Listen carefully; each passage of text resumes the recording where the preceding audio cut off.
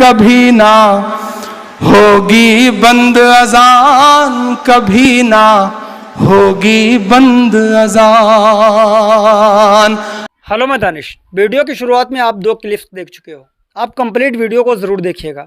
अजान की सदाएं बुलंद करते हुए अमेरिकी मुसलमान बेकाबू आग के सामने हर मुमकिन पूरी टेक्नोलॉजी फैल और बेबस नज़र आ रही है। ऐसे में वहाँ के बाशिंदे मुसलमान इस आग पर काबू पाने के लिए अल्लाह से फरियाद करते हुए नज़र आ रहे हैं। इमरान प्रताप गढ़ी साहब की एक नज़्म मुझे इन दिनों याद आई। वो नज़्म के बोल थे, कभी ना होगी बंद अजान। और अमेरिका की अजान को ध्यान में रखिएगा। इमरान प्रताप गढ़ी साहब की नज़्म को सुनिएगा। आइए दोनों वीडियो देख लेते हैं। डीएल गोल्डन न्यूज़ चैनल को सब्सक्राइब करना, वीडियो को देख लेते हैं।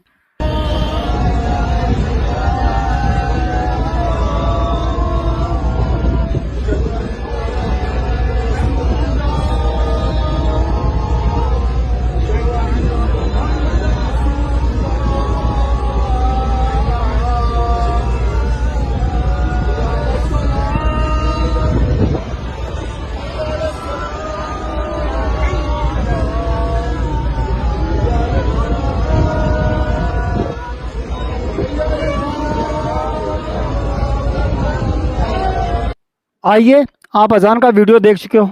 देखते हैं इमरान प्रताप गढ़ी साहब की मुझे इन दिनों एक नज़्म याद आई, कभी ना होगी बंद अजान, कभी ना बंद होगी अजान। आइए वीडियो देख लेते हैं। कभी ना होगी बंद अजान, कभी ना होगी बंद अजान। अगले मिसरे पे मिल करके आपकी तालियों का शोर जाए पूरे मुल्क में कि कभी ना होगी बंद अजान, कभी ना होगी बंद अजान। आरती और अजान से मिलकर, आरती और अजान से मिलकर बने हैं हिंदुस्तान। कभी ना होगी बंद अजान, कभी ना बंद अजान होगी बंद अजान, कभी ना होगी बंद अजान। आरती और अजान से मिलकर, पिछले दिनों मुझसे एक इंटरव्यू में कहा गया कि इमरान साहब हुकूमत के खिलाफ बड़े हमलावर रहते हैं और खास तौर से पार्टी विशेष के खिलाफ क्यों। लम्हा भर के लिए मेरा जवाब सुनिएगा। मेरे अब्बू बैठे हैं, मैं इसलिए इस बात को खास तौर पे कहना चाहता हूं। बहुत नुकसान किया है साहब उस पॉलिटिकल पार्टी ने इस मुल्क का, मुल्क का ही नहीं मेरा व्यक्तिगत नुकसान किया। मैं 7वीं में पढ़ता था, मुझे याद है, कॉलेज छोड़ करके, स्कूल छोड़ करके क्रिकेट खेलने जाया करते थे, भाग जाते थे स्कूल बंक करके। मेरा एक दोस्त हुआ करता था श्रीकांत मिश्रा, हम दोनों भाग जाते थे स्कूल छोड़ करके क्रिकेट खेलने, कहीं किसी बाग में, कहीं किसी मैदान में। और थोड़ी देर बाद जैसे सब बच्चों की तलाश शुरू होती है, मेरी भी तलाश शुरू होती थी। अब्बू जब हमें पकड़ पाते थे तो जितने थप्पड़ मेरे हिस्से में आते थे उतने ही थप्पड़ श्रीकांत के हिस्से में भी आते थे। या कभी श्रीकांत के पिताजी हम दोनों को पकड़ पाते थे तो जितना श्रीकांत के हिस्से में पिटाई होती थी उतना ही मेरे हिस्से में भी।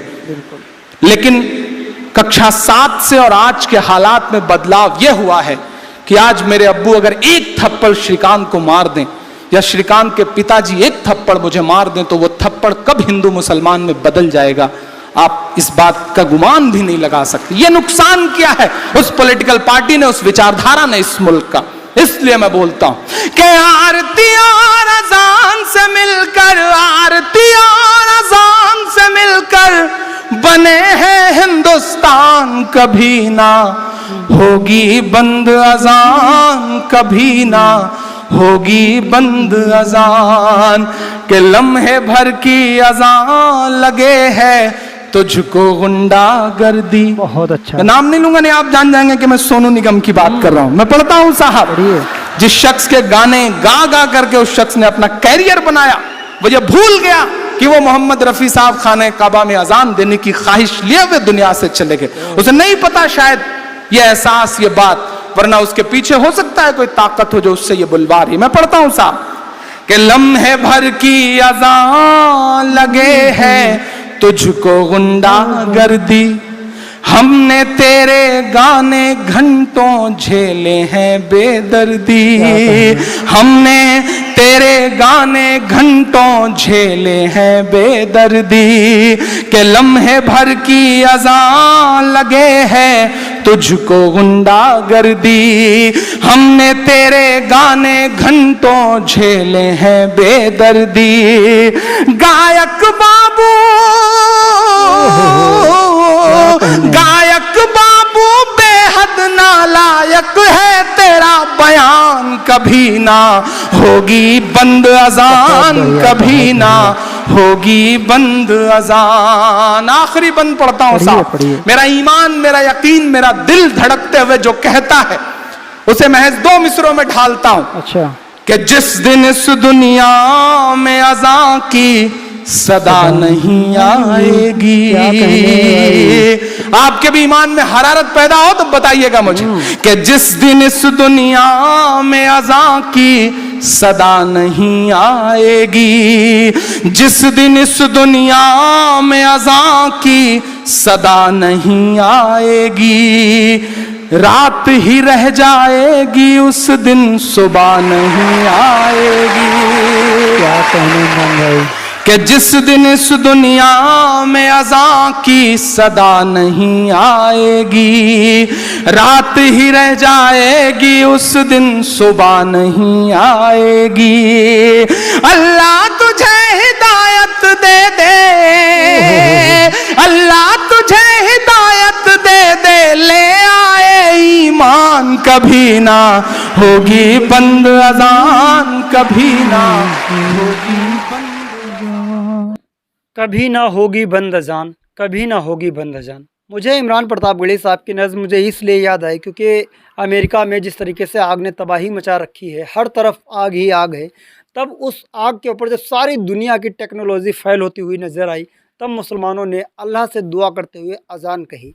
जी हाँ दोस्तों, ये वीडियो देख करके आप क्या कहना चाहेंगे? लेकिन आजकल इज़राइल और हमास के बीच से बहुत बड़ी खबर ये निकल कर आ रही है कि उसके बीच का जो युद्ध है वो विराम हो गया है। दरअसल इज़राइल और हमास के बीच युद्ध विराम समझौता होने के बाद अब इजरायली सरकार बंधकों की वापसी की तैयारी कर रही है। हालांकि इसराइल की तरह सरकार को आशंका है कि बंधकों की वापसी उतनी सुखद नहीं रहेगी जितनी पिछली बार रही थी। आशंका है कि लंबे समय से बंधक होने की वजह से उनमें से कुछ बंधक गंभीर रूप से बीमारी से जूझ रहे होंगे और उन्हें सामान्य होने में काफ़ी लंबा वक्त लग सकता है। इजराइल को ये भी आशंका है कि बंधकों में से 1/3 बंधकों की मौत भी हो चुकी है। इजराइल की सरकार का स्वास्थ्य मंत्रालय और बंधकों के परिवार का प्रतिनिधित्व करने वाला मंच पूर्व में रिहा किए गए बंधकों से बातचीत करने के आधार पर पूरी जानकारी जुटा रहे हैं ताकि बंधकों के हालात को समझा जा सके। हमास के आतंकवादियों ने 7 अक्टूबर 2023 को इजराइल की सीमा में घुस करके हमला किया था, जिससे 1200 लोग मारे गए थे और तकरीबन 250 यानी 250 के करीब लोग घायल भी हो गए थे और कुछ लोगों का अपहरण भी कर लिया गया था। अपहरण लोगों में से कई को पूर्व में भी रिहा किया जा चुका है, लेकिन अभी भी 100 से करीब बंधक हमास के कब्जे में हैं। हालांकि इनमें भी 1/3 की मौत की आशंका जताई रही है वहाँ की सरकार। तो आप इस वीडियो को देख करके क्या कहना चाहेंगे कमेंट्स करके ज़रूर बताएं। मिलते हैं किसी और वीडियो के साथ, दुआ में याद रखना। जय हिंद।